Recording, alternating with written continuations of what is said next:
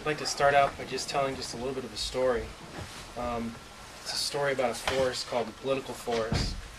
And I've been sort of standing outside of this political forest for quite some time, confronting politicians and asking them questions and never really getting anywhere. So I decided to sort of enter the political forest by walking down the path and into the forest, sort of exploring a little bit. And as I entered the forest, I came to a place where two roads diverge in the wood, and I almost missed it. It's a path that was there that our Vermonters took years, a long time ago, but nonetheless it was a path, and I could see it, and it sort of went up, and I could kind of get an idea of where it was going, and it looked to me like it was the moral high ground. So I sat down on a stump, and I just sort of sat there, and I observed all the politicians as they were walking by. None of them took notice of me, and none of them really took notice of that little path. It was very hard to see. They're dressed with their suits and their ties and their nice shoes, and they're walking down that path. They're probably not going to get dirty. That path is wide, it's well cleared. The path that I'm looking at hasn't been used in a long time. When we take those steps down that path, we're probably going to get dirty. We're probably going to have to do some clearing. We might get scratched a little bit, but I'm willing to take those steps, and we're going to start to take those steps today, all of us here that are deciding to run. With that, James Madison once said, "If tyranny and oppression come to this land, it will be in the guise of fighting a foreign enemy." All of us here know that this is what is happening. The mainstream media has convinced us that peace is a dream and war is a reality. We live in a nation that is asleep at the wheel and where the hearts are growing cold like ice. War does nothing but bring the many under the domination of the few. I, for one, am not going to put up with this anymore. I'm pissed. I will not stand by as my children and all of Vermont's children are indoctrinated into the military-industrial complex. "There comes a time when silence is betrayal," said Martin Luther King. I am a fifth-generation Vermonter, U.S. Army veteran, small businessman, and father of 2 young children. I am not going to betray my children or the people of Vermont by staying silent. I am so fed up with our status quo leaders, Senator Patrick Leahy, Senator Bernie Sanders, Congressman Peter Welch, who pretend to be opposed to the wars in Iraq and Afghanistan, and yet they do nothing to bring an end to them. In fact, I am not just fed up, I am disgusted with the way they allow themselves to be manipulated by corporate America, Goldman Sachs, and the Israeli lobby. For me, it is about doing the right thing.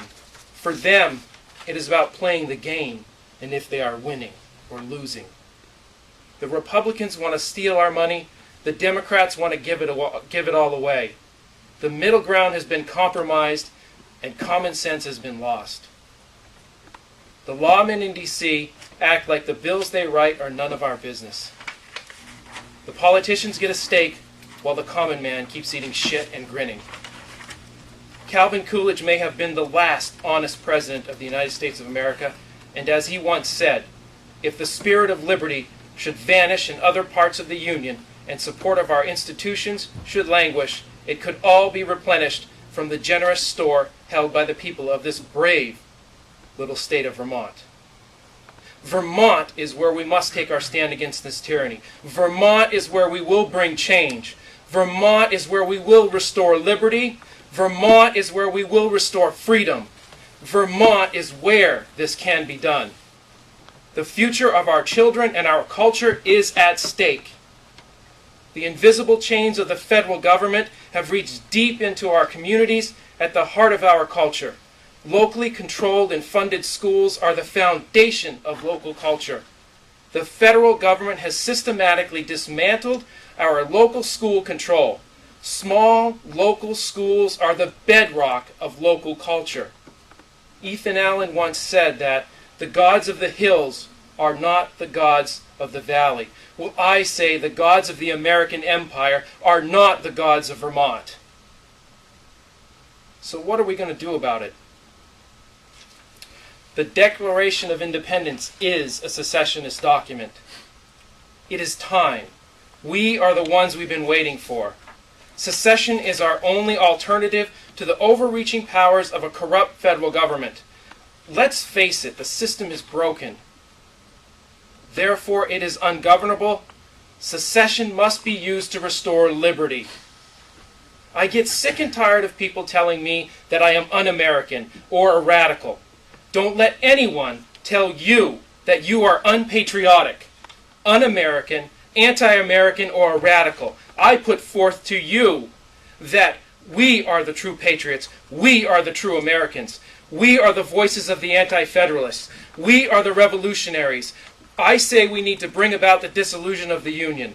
When this has been completed and the federal government has been completely dismantled, then if we the people choose to, we the people can call in a third Continental Congress to determine if we the people wish to form a new union.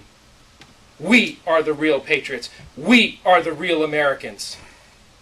GovernorSteele.com is where you can learn more about the campaign, how to participate, and how you can contribute financially to its success. If you are interested in learning about the Second Vermont Republic and participating in the conversation, the Vermont Independence, then visit vermontrepublic.org. At radiofreevermont.org, you can hear some fantastic Vermont musicians, messages from Vermont independence, political candidates, and connect with the heart and soul of Vermont. One of my favorite Apple computer commercials captures the essence of our movement. This I dedicate to Bill McKibben, one of the most severe critics of the Vermont independence movement. Here's to the crazy ones, the misfits, the rebels, the troublemakers, the round pegs in the square holes, the ones who see things differently. They're not fond of rules, and they have no respect for status quo. You can praise them, disagree with them, quote them, disbelieve them, glorify or vilify them. About the only thing you can't do is ignore them, because they change things. They push the human race forward. Because the people who are crazy enough to think they can change the world are the ones who do. In the words of John Lennon, imagine free Vermont.